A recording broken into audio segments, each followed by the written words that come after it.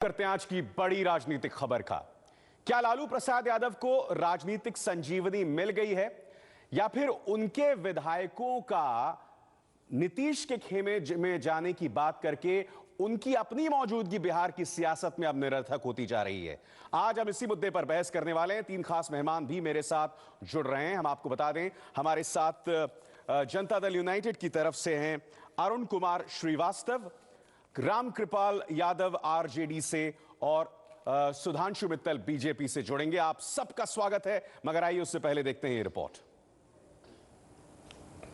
मार्च है, लोकतंत्र के हत्यारों का पर्दाफाश करना है। नीतीश लोकतंत्र का हत्यारा है, स्पीकर उसका खिलौना है। नीतीश कुमार के खिलाफ मोर्चा खोलते हुए लालू यादव ने विधानसभा से लेकर राजभवन तक का रास्ता अपने अंदाज में नाप डाला। उनका उत्साह इस बात से भी ज्यादा बढ़ा है कि बागी तरह से 9 विधायक वापस पास लौट आए हैं। जो नहीं आया उसको खोज रहे हैं। अपने बागी विधायकों को लालू यादव लालटेन लेकर खोज रहे हैं, लेकिन उन्हीं बागी विधायकों में सम्राट चौधरी भी हैं, जो इस बगावत के सूत्रधार माने जा रहे हैं। अंडा सिखावे मुर्गी के च्यों च्यों कर, हमारे पढ़ाएगा सम्राट चौधरी। ऐसा कितना सम्राट चौधरी आया गए। लालू यादव स्पीकर से भी सख्त नाराज हैं, जिन्होंने बागी विधायकों के गुट को मान्यता दे दी है।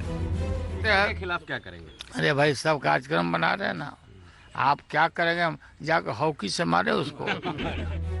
वैसे देखा जाए तो लालू यादव की सबसे ज्यादा नाराजगी नीतीश कुमार से है। ये नीतीश कुमार इतना घटिया स्कैंडलस मास्टर, माइनॉरिटी में ही चला गया है। डाइवोर्स होने के बाद से ये पागल हो गया है। चले थे बड़ा भारी गठबंधन बनाने के लिए, वहाँ क्या टूट हो गई और क्या माहौल बन गया है। नीतीश की इस चुटकी के बीच लालू यादव जी जान से डैमेज कंट्रोल में लगे हुए हैं। अपनी पार्टी के बागी विधायकों के साथ साथ वो रामविलास पासवान को भी समझा रहे हैं कि बात से ही बात बनती है। मैं ढूंढ रहा था उनको कि देश पर सांप्रदायिकता का खतरा है। रामविलास जी, मिलजुल के इधर से लड़िए। 2, 4, 5 सीट कोई चीज नहीं होती है। सुधांशु मित्तल और हमारे साथ जनता दल यूनाइटेड से अरुण कुमार श्रीवास्तव मौजूद। सुधांशु जी, लालू प्रसाद यादव को संभवतः ऐसे ही मौके की तलाश थी जब उन्हें एक शहादत हासिल करने का मौका मिला। आज इस तरह से उन्होंने पूरा मार्च किया, जिस तरह से उनके साथ कथित तौर पर नाइंसाफी की गई स्पीकर महोदय की तरफ से, उन्हें तो ऐसे ही मौके की तलाश थी। और संभवतः यह लम्हा जो है कहीं ना कहीं बिहार के अंदर मोदी के लिए दिक्कतें पैदा कर सकती है। वो तथाकथित विजय रथ जो आपका बढ़ रहा था, उसमें ब्रेक लग सकती है।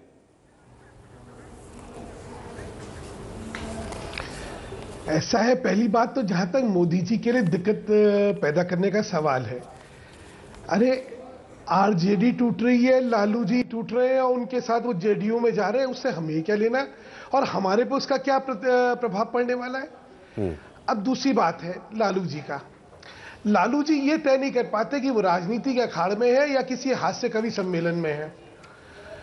उनकी भाषा और उनका सारी चीजों का प्रस्तुतिकरण जो है वो किसी हास्य कवि सम्मेलन के किसी कवि की तरह लगता है। लेकिन इसमें एक जो असली गंभीर चीज है वो ना खो जाए, वो मैं आपके सामने रखना चाहता था कि 7-8 एमएलए ये कहें कि हमारे हस्ताक्षर झूठे करे गए थे और उसको हस्ताक्षरों को जो है दिया गया था, ये एक बड़ा गंभीर मामला है। देखिए, राजनीति में अगर हम इस तरह के हथकंडों से अपने राजनीतिक उद्देश्य की सफलता के लिए आगे बढ़ेंगे तो कहां जाके रुकेगी राजनीति। बिल्कुल, आपने एक वाजिब मुद्दा उठाया सुधांशु जी, आपने एक वाजिब मुद्दा उठाया। हमारे साथ जनता दल यूनाइटेड अरुण कुमार श्रीवास्तव है। अरुण कुमार जी, जो मुद्दा उठा रहे हैं, पहले तो ये बताइए, स्पीकर किस पार्टी के थे जिन्होंने इन 13 विधायकों को मान्यता दे दी? स्पीकर किस पार्टी के थे? स्पीकर हमेशा सत्ता पार्टी का ही होता है। नाम क्या था उनका, बता सकते हैं आप? उदय नारायण चौधरी किस पार्टी के थे? वो बहुत सीनियर मोस्ट लीडर हैं जनता दल के, वो हमारे स्पीकर हैं। नहीं, जो आरोप लालू प्रसाद यादव लगा रहे हैं और जिसका जिक्र सुधांशु जी ने भी यहां पर किया कि आपने जिस तरह से हकीकत को नजरअंदाज करके तमाम चीजें हो गई, मैं क्यों ना मानूं कि ये इस पूरी जो कवायद के पीछे इसकी डोर नीतीश कुमार के हाथ में थी। बिल्कुल आप सही नहीं है वो। सुधांशु जी जो कह रहे हैं उससे मैं सहमत हूं कि बहुत बड़ी समस्या है या गंभीर समस्या है कि विधायकों ने ये कहा है कि हमारे फर्जी दस्तखत किए गए हैं। कल विधायकों का ये आ रहा था कि हमसे दस्तखत तो लिया गया है लेकिन ये बता के नहीं लिया गया है। अब ये बड़ा बहस का मुद्दा होता है, लोग दस्तखत करते हैं और बाद में जब वापस जाते हैं तो मुकर जाते हैं। और लेकिन स्पीकर ने उन्हें ऐसे ही मान्यता दे दी। क्या स्पीकर यहां राजनीतिक तौर पर पक्षपाती नहीं बन रहे हैं? मैं एक थोड़ा सा और मैं एक आपको और जानकारी दे दूं कि स्पीकर को मान्यता देने से पहले सारे विधायकों को अपने सामने खुद मिलना चाहिए और खुद इसकी जांच करनी चाहिए कि जो विधायक हैं वो वाकई इस्तीफा दे के अलग दल बना रहे हैं या नहीं दल बना रहे हैं। ये वैसे ही प्रावधान होता है जैसा कि जब कोई एक विधायक अपने पद से इस्तीफा देता है तो उसका इस्तीफा अगर बिल्कुल वाजिब बात रख रहे हैं आप सुधांशु जी, और यही मेरा पहला सवाल भी था आपसे सुधांशु जी, यही तो मेरा पहला सवाल था। आपको नहीं लग रहा इस तरह से जिस तरह से आज लालू प्रसाद यादव खुद को एक विक्टिम की तरह पेश कर रहे हैं, इसने कहीं ना कहीं उन्हें एक राजनीतिक संजीवनी दे दी है? देखिए, लालू प्रसाद यादव जी की राजनीति जिस स्तर की रही है और जैसे अराजकता उन्होंने यहां बिहार के अंदर फैला रखी थी, उसमें वो कुछ भी कर ले, चाहे वो विक्ट्री मार्च कर ले या वो कर ले कि भाई मैं जो हूं विक्टिम हो गया हूं, इन सब चीजों से सुधांशु जी ये आप भी जानते हैं कि बिहार की सियासत जो है वो कास्ट समीकरणों पर चलती है, जातीय समीकरणों पर चलती है। आप जानते हैं कि अगर कांग्रेस, एलजेपी, खैर एलजेपी तो आपके पास जा रही है, और आरजेडी एक ही मंच पर आ गए तो अगर ये त्रिकोणीय मुकाबला हो गया तो ये मुश्किल हो सकता है बीजेपी के लिए सीटों के मायने से। पहली बात मैं बता दूं कि ये बिल्कुल ही गलत फहमी है आप लोगों को कि सारी राजनीति जो है जात पे चलती है। अगर सिर्फ जात पे ही चलती होती तो लालू प्रसाद यादव जी कभी हारते नहीं। उनके पास तो मुस्लिम यादव कॉम्बिनेशन हमेशा था, या फिर जेडीयू की या भाजपा की नहीं होती। हम लोग जात की राजनीति नहीं होती है। इस समय देश में एक बदलाव आया है, इस समय देश में बदलाव आया है। इस समय लोगों को उम्मीद की राजनीति चाहिए। उनको चाहिए कि भाई किस व्यक्ति से या किस नेता से या किस राजनीतिक संगठन से वो ये उम्मीद कर सकते हैं कि जो उनके मुद्दे हैं उस पर कुछ काम होगा। आज जो है देश के अंदर आशा की किरण बने हुए नरेंद्र मोदी, लोगों को लगता है इनकी विश्वसनीयता जो है, चाहे प्रशासनिक विश्वसनीयता हो, चाहे चारित्रिक विश्वसनीयता हो, चाहे इनकी वैचारिक विश्वसनीयता हो, ये 360 डिग्री की जो विश्वसनीयता है उस पर विश्वास करके वो देखना होगा कि जनता उस पर विश्वास करती है कि नहीं। अरुण कुमार श्रीवास्तव, नीतीश कुमार डेस्परेट क्यों हो गए हैं? क्यों डेस्परेट हो गए हैं? एक दिन में आप जानते हैं इस वक्त नीतीश कुमार कहीं ना कहीं इस पूरे मामले में, मैं एक शब्द का इस्तेमाल कर रहा हूं, खलनायक दिखाई दे रहे हैं। ये आपकी बात हो सकती है, मुझे ऐसा कहीं नहीं लग रहा है। कल आरजेडी के 13 विधायक हमारी पार्टी में या अलग उनको ग्रुप बनाया गया है, उन 13 विधायकों में से ज़्यादातर का ये बयान था कल कि लालू यादव जी जब से जेल से छूट के आए हैं तब से वो कांग्रेस की गोदी में जाके बैठ गए हैं। और वो बिहार में ज्यादातर विधायक, अरुण जी, उन ज्यादातर विधायकों को आप गले लगाना चाहते थे बकौल नीतीश कुमार, और उन ज्यादातर विधायकों ने आपको आज दगा दे दी। देखिए, राष्ट्रीय जनता दल, जनता दल यूनाइटेड और लोक जनशक्ति पार्टी, या अरुण जी को जवाब देने दीजिए। एक ही जगह से निकले हुए, यहाँ आना जाना लगा रहता है, इसमें कोई दो बात नहीं है। आना जाना लगा रहता है, लेकिन यानी कि सियासत के आयाराम गयाराम को सियासत का अनुमोदन ऐसा है, सियासत नहीं, ये तो एक ही समाजवादी विचारधारा की पार्टियां हैं। समाजवादी विचारधारा है मगर अराजकता तो नहीं है। अराजकता कुछ अरुण जी, मुझे बहुत हंसी आ रही है, आप क्या बात कर रहे हैं? हम आपको ये हंसी मजाक आना जाना लगा रहता है। चलिए, आरजेडी के नेता रामकृपाल यादव जुड़ गए, जुड़ने वाले हैं थोड़े से इंतजार के बाद। आपने मेरी बात सुनी है ना जी? बोलिए। नीतीश कुमार पर जो आरोप लगाया है, मैं ये कह रहा हूँ, ये उनका अंदरूनी मामला है। उनके लोग पार्टी छोड़ के अगर अलग ग्रुप बना लिए हैं और अगर वो नीतीश कुमार को समर्थन देना चाहते हैं तो उनको लगता है कहीं न कहीं। कहाँ ग्रुप बना है? 9 लोग वापस आ गए, वापस आ गए तो आज आए ना, कल की हम बात कर रहे हैं। आज आए होंगे, मैं नहीं कह रहा हूँ कि नहीं आए हैं, आ गए। मैं ये नहीं कह रहा हूं, लेकिन नहीं, ये पूरा मामला बैकफायर कर गया। अरुण जी, आप इस बात को स्वीकार क्यों नहीं कर रहे? हमारा कहां बैकफायर कर गया? उनकी पार्टी के लोग गए थे, उनके वापस चले गए, इसमें हमारा क्या लेना देना है? नहीं, क्योंकि आप उन्हें गले लगाना चाहते थे। सुधांशु मित्तल, हमारे पास कोई आएगा तो हम गले लगाएंगे। चलिए हमारे साथ सुधांशु जी, मैं आपके पास आऊंगा। मेरे साथ राम कृपाल यादव जुड़ गए हैं। राम कृपाल जी, नहीं, सुधांशु जी, आप काफी बोल चुके। मैं जरा राम कृपाल यादव हमारे साथ जुड़ गए हैं। राम कृपाल जी, आज हमने पूरे घटनाक्रम को देखा, कल भी देखा, मगर बड़ा सवाल राम कृपाल जी ये है, जो लोग गए भी थे, दो लोगों ने कम से कम जो बयान दिया था, उन्होंने दो अहम बातें की थी। उन्होंने कहा था सेक्युलरिज्म के लिए, उसको बचाने के लिए हम नीतीश कुमार के पास जा रहे हैं। लालू यादव जो जेल गए हैं, जो 5 साल के लिए राजनीति से बाहर हो गए हैं, उसकी गोदी में जाकर लालू प्रसाद यादव बैठ गए हैं। तो आपको नहीं लगता कि यह साबित करता है कि लालू यादव बिहार की राजनीति में निरर्थक हो गए हैं, अप्रासंगिक हो गए हैं?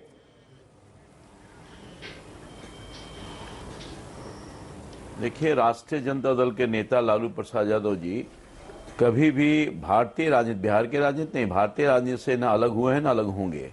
पिछले 2 दशकों से बिहार की राजनीति उनके इर्द गिर्द है, और जब तक वो रहेंगे बिहार की राजनीति उनके इर्द गिर्द में रहेगी। माइनस प्लस जो भी कर लीजिए, इसे लालू यादव को बिहार की जनता के दिलों से और देश की जनता के दिलों से कोई नहीं निकाल सकता। और खास तौर पर ये जो जिन विधायकों का आपने नाम कहा, ये इन विधायकों को लालू यादव ने पहचान दी है, राष्ट्रीय जनता दल ने पहचान दिया है, और ये इन्होंने विश्वासघात किया है, गद्दारी किया है पार्टी के साथ, अपने साथियों के साथ धोखेबाजी करने का बिल्कुल वाजिब बात कह रहे हैं। मगर मेरा आपसे सवाल ये है कि अगर लालू प्रसाद यादव बिहार के इतने राजनीतिक इतने मजबूत स्तंभ हैं, रामकृपाल जी मेरी बात सुनिए ना, अगर इतने मजबूत स्तंभ थे लालू प्रसाद यादव, तो उनको लोग छोड़ के क्यों जा रहे हैं? छोड़ के क्यों जा रहे हैं उन्हें? बड़ा सवाल ये अपने आप में आपके लिए एक बहुत चिंताजनक संकेत है। नहीं, कोई चिंताजनक का संकेत नहीं है। आपने खुद से देखा होगा, कल से लेकर आज तक जिस तरह से हमारे पार्टी के विधायकों ने, जिनके नाम धोखाधड़ी करके दे दिए गए थे, वो 13 की सूची में उनका नाम था, उन लोगों ने खुद स्वयं से आने का काम किया। कल आए, आज वाकई स्वयं से आने का काम किया। इस बात के लिए कर रहे हैं कि राष्ट्रीय वाकई स्वयं से आने का काम किया के साथ हम थे हैं, और जी वाकई स्वयं से आने का काम किया, या आपकी तरफ से भी? कोई तो मत है, किसी को कोई जबरदस्त, हमारे तरफ से कुछ नहीं। आप उनसे अलग से भी बात कर सकते हैं, अलग से बात आप लोगों ने किया भी, इंडिविजुअल लोगों से बात किया है। ये तो स्पीकर ने, कांग्रेस स्पीकर ने, माफ कीजिएगा, इस सरकार के इशारे पर, नीतीश कुमार के इशारे पर, बिल्कुल मैं आपसे मैंने इसी मुद्दे पर ग्रिल भी किया था थोड़ी देर पहले श्रीवास्तव जी को, मैंने इनको ग्रिल भी किया था इसी बात पर, स्पीकर महोदय का जो पूरा इसमें संवैधानिक काम क्या है। बिल्कुल गैर संवैधानिक, जवाब दीजिए इस बात का अरुण जी। गैर संवैधानिक स्पीकर ने किया है वो उदय नारायण चौधरी जो आपकी पार्टी से हैं। देखिए, अगर उन्होंने जनता दल में आने के लिए अलाउ किया होता तो मैं मानता गैर संवैधानिक है। एक पार्टी के अंदर एक बड़ा ग्रुप अलग होना चाहता है और उसको उन्होंने स्पीकर ने मान्यता दिया है, और ये बहुत ऐसा है, इसके बारे में मैं टिप्पणी करने वाला नहीं हूं। इसके लिए स्पीकर महोदय और वहां के विधायक जाने, मेरा इसमें कुछ कहना नहीं। जांचे आपने मान्यता दे दी उनको, ये कैसे हो सकता है? ऐसा है, संविधान के तहत 10वें अनुच्छेद में कहीं कोई ये नहीं लिखा हुआ है कि पार्टी ज्वाइन करे या स्प्लिट हो, दोनों में कोई फर्क है। 2/3 सदस्य जब तक नहीं होंगे तब कानून को ताक पर रख दिया, कर नहीं सकते। देखिए, चलिए की बात मत करिए। असलियत बात जो है राजनीति की, वो ये है कि लालू जी का बिहार से उनका राजनीति में हाशिए पे आ गए हैं, और पर आ गए हैं। बात आप यहां कर रहे हैं। रामकृपाल जी आपको चुनौती नहीं दे पा रहे हैं, इसीलिए आरजेडी के लोग अब नीतीश जी के साथ आ रहे हैं, ताकि मोदी को रोकने के लिए, और नीतीश का समझते हैं कि नीतीश जी मोदी को रोकने के लिए नीतीश का, इसलिए रामकृपाल जी, एक मिनट सुधांशु जी, रामकृपाल जी हाशिए पर आ गए, और इसकी एक और बानगी, एक और सबूत यह है कि आपके सालों के साथी पासवान आपको छोड़ने के लिए तैयार हो गए हैं। अभी भी कांग्रेस ने स्पष्ट नहीं किया कि वो आपके साथ गठबंधन करेंगे या नहीं। ये अपने आप में सबूत हैं। डरना चाहिए आपको कहीं ना कहीं रामकृपाल जी। देखिए, दरअसल बात यह है कि जदयू का जमीन खिसक चुका है, इनको बिहार की जनता ने निकाल के अपने दिल से फेंक दिया है। और अगर आज चुनाव हो जाए तो उसका नतीजा आपके सामने आएगा। आप अपने सर्वे में भी आपने बताया है कि इनकी स्थिति क्या है। और राष्ट्रीय जनता दल के लालू प्रसाद यादव मजबूत हैं, मजबूत रहेंगे और पूरे तौर पर सब लोगों को डर है लालू प्रसाद यादव जी से। डर है लालू प्रसाद। सुधांशु जी, किसी को भी डर गए आप लालू प्रसाद यादव से, उनके उदय से। आज का ये दिन उनके लिए उदय, आज के दिन जरिए वो राजनीति तो उदय की तरफ बढ़ रहे हैं। क्या कहेंगे आप सुधांशु जी? जी, मैं दोनों राजनीतिक संगठनों के बारे में एक एक शब्द, एक एक लाइन में टिप्पणी कर दूं। जब जहाज डूबता है तो लोग छोड़ छोड़ के भागते हैं। तो लालू प्रसाद यादव जी का भाषा भी देख लीजिए और उनके विधायकों का हाल भी देख लीजिए, तो इनका क्या हश्र होने वाला आप जानते हैं। और जब जनता का आक्रोश सामने दिखता है तो आप हर गैर कानूनी काम करने को तैयार होते हैं। ये आपने जनता दल यू के आचरण से देख लिया। 13 विधायक आते हैं, 2/3 है क्या? एंटी करप्शन एक्ट जो है, वो एंटी डिफेक्शन एक्ट जो है, वो बहुत साफ करता है कि जब तक 2/3 नहीं होंगे तब तक एंटी डिफेक्शन एक्ट लागू होता है। लेकिन स्पीकर क्योंकि अपना इसके डेस्परेशन में, क्योंकि दिख रही है हार हो रही है, तो इसलिए क्या करो? मैं पहले मुझे जवाब दीजिए इस बात का। कल हमारे प्रोग्राम में, एक मिनट सुधांशु जी, एक मिनट, कल हमारे कार्यक्रम में आपके नेता साबिर अली लगातार इस बात की दुहाई देते रहे, नहीं साहब हो सकता है, 13 में भी उन्हें मान्यता मिल सकती है, जबकि कानून कहता है कि जब तक 2/3 ना हो इसे स्वीकार ही नहीं किया जाएगा। इससे साबित होता है कि आप कितने डेस्परेट हैं और सुधांशु मित्तल के आरोप में वजन है। देखिए, मैं ये बार बार कह रहा हूं कि इस टेक्निकलिटी में हम बहस नहीं कर सकते, इसलिए ये विधायकों और उसी विधानसभा अध्यक्ष के बीच का मामला है। मैं समझता हूं कि उन्होंने कोई मान्यता नहीं दिया है, उन्होंने कोई दल परिवर्तन के लिए नहीं कहा है, एक अलग ग्रुप बना दिया है। इसके बारे में तो विधानसभा अध्यक्ष ही बताएंगे, हम उसमें क्या बता सकते हैं। लेकिन जो असलियत है उससे मत रामकृपाल जी, इस पर आप रिएक्शन देना चाहेंगे जो श्रीवास्तव जी बोल रहे हैं? ये तो टेक्निकलिटी में मत जाइए ना, टेक्निकलिटी में जाना होगा क्योंकि उसका ताल्लुक क्या हो रहा है। जब रामकृपाल जी धर्मनिरपेक्ष ताकतों को छोड़ के चले गए तो हमारे लिए तो बहुत अच्छा हुआ कि अगर रामविलास जी हमारे साथ रहते बहुत अच्छा था। धर्मनिरपेक्ष हमारे साथ नेचुरल अलायंस उसका हो सकता था और अच्छा था। लालू जी साथ रहते तो भी रामकृपाल जी को सुन लेते। अरुण जी एक मिनट, बोलिए रामकृपाल जी। सब कुछ चलता है, कानून और संविधान के आधार पर ही सब कुछ चलता है, यह मान्य सिद्धांत। श्री रामकृपाल जी का शायद संपर्क टूट गया है। सुधांशु जी, आखिरी टिप्पणी आपसे। एक मिनट, आखिरी, इन दोनों का हाल यह है कि ना खुदाई मिली ना बिसाने सनम। ऐसा नहीं, ना इधर के रहे ना उधर के हम। ऐसा नहीं, दोनों को जनता का इतना आक्रोश सहना पड़ रहा है कि उसी में बौखलाहट अरुण जी ऐसा है क्या? देख लीजिए, अरुण जी ऐसा है क्या? जल्दी 10 सेकंड आपके पास। संगठनों का हाल सामने। सुधांशु जी, बिल्कुल ऐसा नहीं है। बिहार के लोग बहुत मजबूती के साथ आपको पूरी चुनौती देंगे, आपका कहीं वहां दिखाई नहीं देंगे। ये भी मैं इतना ही वक्त है। अरुण जी बहुत बहुत शुक्रिया, आपने वक्त निकाला। सुधांशु जी आपका भी, और रामकृपाल यादव आप तीनों का बहुत बहुत शुक्रिया। तो साफ सी बात है कि बिहार की सियासत बहुत दिलचस्प हो चली है और इसलिए भी कि इसका सीधा असर राष्ट्रीय चुनावों पर पड़ने वाला है और इसलिए हमने कौन बनेगा प्रधानमंत्री में आज इस बड़ी बहस को आपके सामने पेश किया। एबीपी न्यूज पर खबरों का सिलसिला जारी है।